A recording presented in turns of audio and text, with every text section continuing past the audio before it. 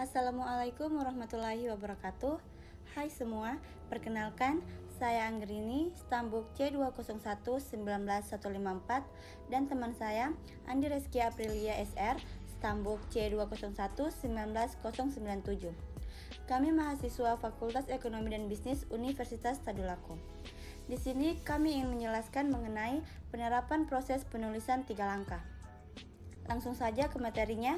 Teman saya Andi Reski Aprilia akan menjelaskan materinya terlebih dahulu.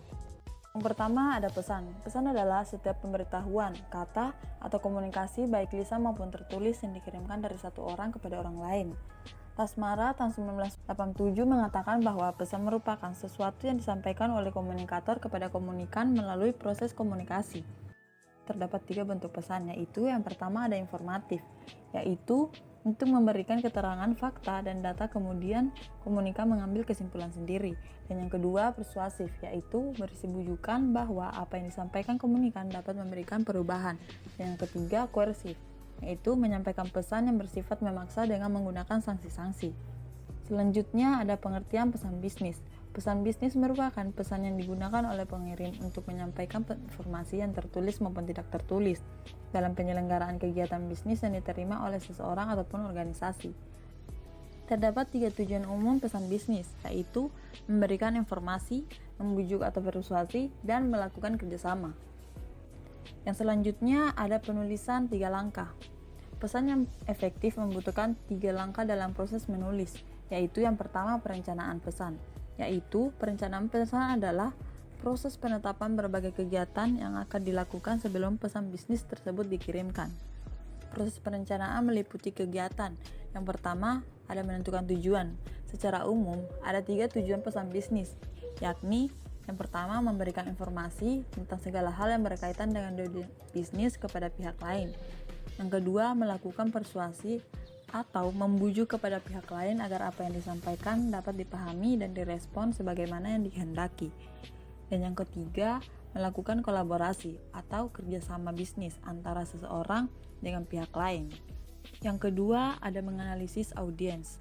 Analisis audiens merupakan proses pemeriksaan seluruh faktor objektif atau empiris yang berkaitan dengan audiens. Audiens sendiri bisa berupa individu ataupun organisasi. Hal ini bertujuan untuk mengidentifikasi kebutuhan audiens dan memprediksi reaksinya terhadap pesan.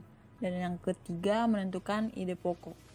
Ide pokok merupakan pernyataan tentang suatu topik yang menjelaskan isi dan tujuan topik tersebut sehingga dapat diterima oleh audiens.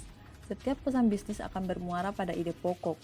Penentuan ide pokok dapat dilakukan melalui menggali brainstorming yang memberikan keleluasaan pikiran untuk mencari berbagai kemungkinan dengan mempertimbangkan alternatif terkait tujuan audiens dan fakta yang ada.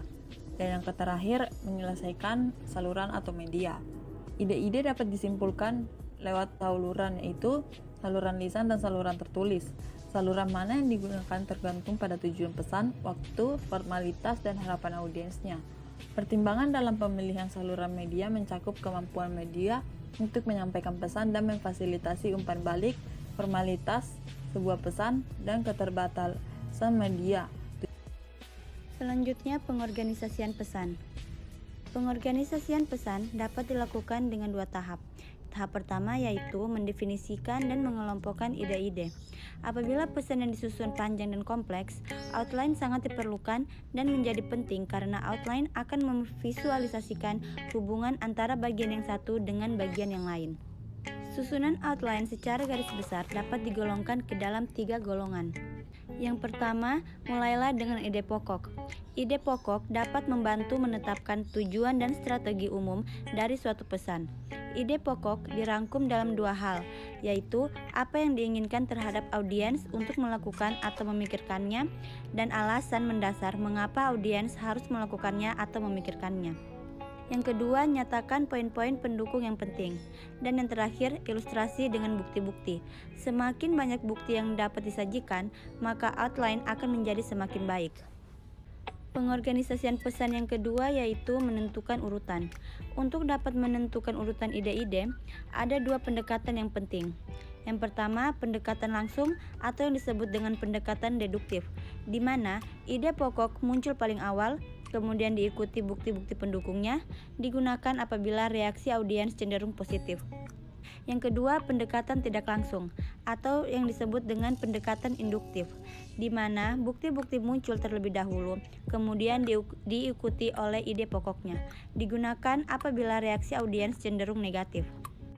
Kemudian selanjutnya revisi pesan. Dalam melakukan revisi pesan, maka hal-hal berikut perlu diperhatikan. Yang pertama, keterampilan merevisi. Yang kedua, pemilihan kata yang tepat. Dan yang ketiga, membuat kalimat efektif. Pada keterampilan merevisi, hal yang perlu direvisi dalam pesan tertulis.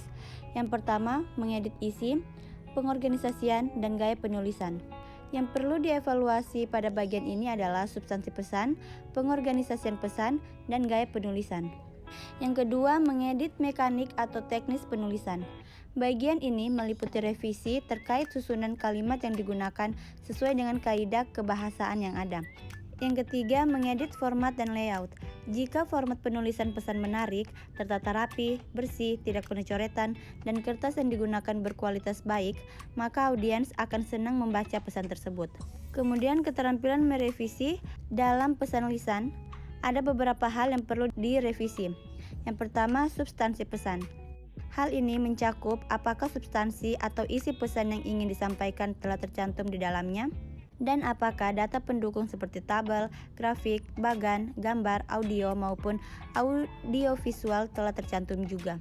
Yang kedua, pengorganisasian pesan. Mencakup 3 poin, yaitu pembukaan, penyampaian substansi pesan, dan penutup. Yang ketiga, gaya bahasa. Gaya bahasa dalam penyampaian pesan secara lisan lebih menarik dan dinamis karena cara penyampaian yang lebih santai, luas, dan tidak monoton sehingga pesan akan lebih mudah dipahami. Kemudian pemilihan kata yang tepat. Agar maksud pesan dapat dipahami dengan baik, maka perlu diperhatikan beberapa hal. Yang pertama, pilihlah kata yang sudah dikenal atau familiar. Kedua, pilihlah kata yang singkat. Selain efisien, kata-kata yang singkat juga mudah dipahami oleh audiens, tetapi harus tetap diperhatikan berbagai kaidah penulisan bahasa yang baik dan benar. Kemudian yang ketiga, hindari kata-kata yang bermakna ganda. Penggunaan kata bermakna ganda dapat mengakibatkan terjadinya penafsiran yang berbeda-beda, sehingga tidak tercapainya maksud penyampaian pesan. Dan yang terakhir yaitu membuat kalimat efektif. Kalimat efektif merupakan bentuk kalimat yang dengan sadar dan sengaja disusun oleh mencapai daya informasi yang tepat dan baik, sehingga perlu diperhatikan 3 hal, yaitu kesatuan pikiran, kesatuan susunan, dan logis. Sekian penjelasan materi dari kami mengenai penerapan proses penulisan 3 langkah. Lebih dan kurangnya mohon maaf. Wabillahi taufiq wal hidayah. Wassalamualaikum warahmatullahi wabarakatuh.